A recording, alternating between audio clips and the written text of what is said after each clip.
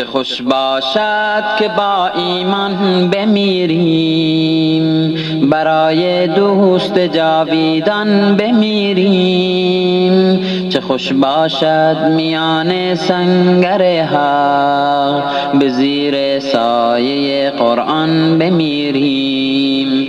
چه خوش باشد که با ایمان بمیریم، برای دوست جاویدان بمیریم.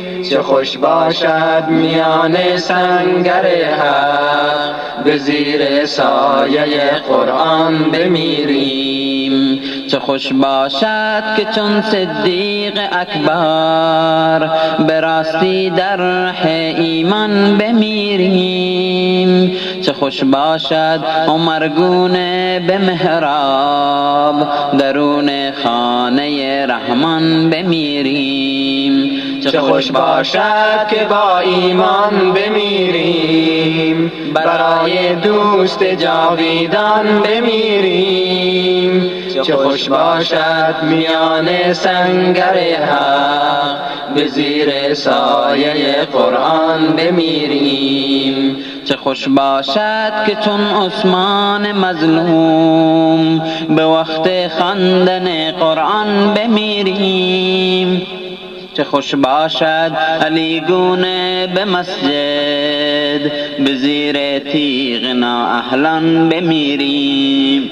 چه خوش باشد که با ایمان بمیریم، برای دوست جاویدان بمیریم. چه خوش باشد میان سنگر حق، به زیر سایه قرآن بمیریم.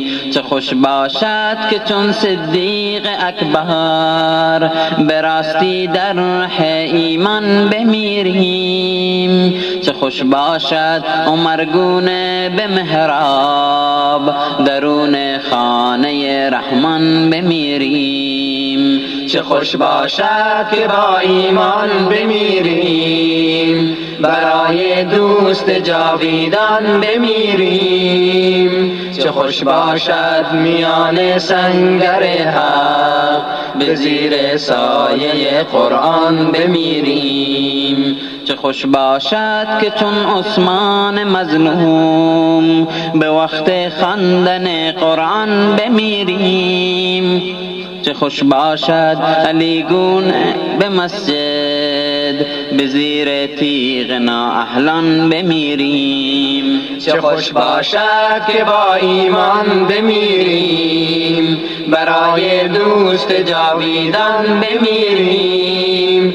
چه خوش باشد میان سنگر حق، به زیر سایه قرآن بمیریم. چه خوش باشد که چون بوذر و سلمان، برای خالق یزدان بمیریم. چه خوش باشد به سان ابن زهرا، به صحرا با لب عطشان بمیریم. چه خوش باشد که با ایمان بمیریم، برای دوست جاویدان بمیریم. چه خوش باشد میان سنگر حق، به زیر سایه قرآن بمیریم.